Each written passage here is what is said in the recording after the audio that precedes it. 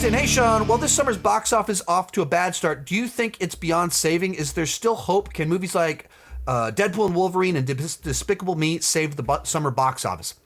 Yeah, so I imagine it's going to be July's going to be much better. Minions Rise of Gru, the spin-off that was long delayed because of COVID, comes out.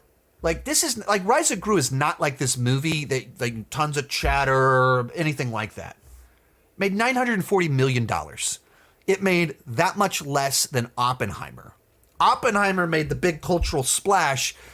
Minions Rise of Gru just made that much less than it. Like, this is a $1 billion franchise. The movies make $1 billion. The franchise as a whole, the Gru, the Minions, are much more popular than the individual films. It's strange. Like, it's kind of a weird deal.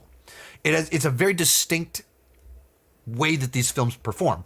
But Despicable Me 4 will make $900 million. Might make $1 billion. Who knows? But that's just what Minions movies do. They make a lot of money. You don't spend a lot on them. They make a lot of money, and they sell a bunch of goofy Minions toys. So July's going to kick off great because of that. And then it's going to end great because of Deadpool and Wolverine. The expectations for Deadpool and Wolverine are probably unrealistically high because it's like the weight of the MCU's on its shoulders. Like, can it make $1 billion? Expecting an R-rated movie to make $1 billion is a ridiculous ask because that would immediately make it an outlier. The only R-rated movie that's ever made $1 billion is Joker. That's it. That one. Oppenheimer was close, and I'm surprised that Universal didn't do a much bigger push to try and push it over so that it could just forever claim it made $1 billion. And its Best Picture, seems like weird not to do that, but you're basically saying that the expectation is Deadpool and Wolverine has to be the highest grossing R-rated movie of all time, or else it's a disappointment. That's kind of what's the weight that's on the film.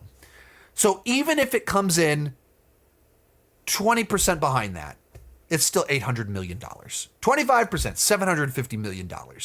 In the modern world that we're in, that's a gigantic splash. Dune Part 2 ended at $711 million. So if it makes $750 million, if it's 25% behind where people are expecting it to hit $1 billion, it's still making more than Dune. Probably be outdone by Despicable Me 4, but it would be the second highest grossing film of the year, which says it is a bad year. But, you know, July will be better. And I mean, this year's been so weird at the box office. Who knows what's going to happen? But you have like Pixar, Inside Out. I think that's a stronger brand than Garfield. You have, A Quiet Place, well-regarded films. I haven't felt the same excitement for this new one, but maybe this is because there's, it's still a month away. I don't know what Bad Boys will do. Kind of curious about that one. That's a big question mark on that one because of the Will Smith scenario, but it'll get better. May was really, really bad, and the whole summer will probably be low and disappointing. But also keep in mind, Deadpool and Wolverine was supposed to be our summer kickoff movie, not The Fall Guy. The Fall Guy was never supposed to have that on its shoulders, but then the writer's strikes and everything like that, and actor strikes meant they had to delay Wolverine a couple months, or Deadpool and Wolverine a couple months. So you imagine if that was the movie that kickstarted things, immediately the buzz surrounding May is different. It's suddenly only big hit is Deadpool, something like that. It's just a different buzz.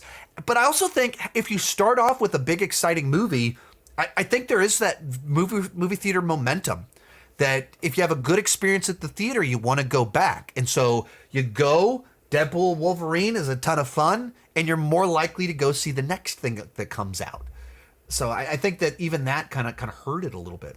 Most of these clips are pulled from my Patreon live streams. I do about 6 live streams every single month. For $2 per month, $20 per year, you can get access to all the exclusive videos and live streams. For $5 per month, you get your name on my end card. At the top tier, you get a 30-minute video chat with me each month. The link down below in the description has more information.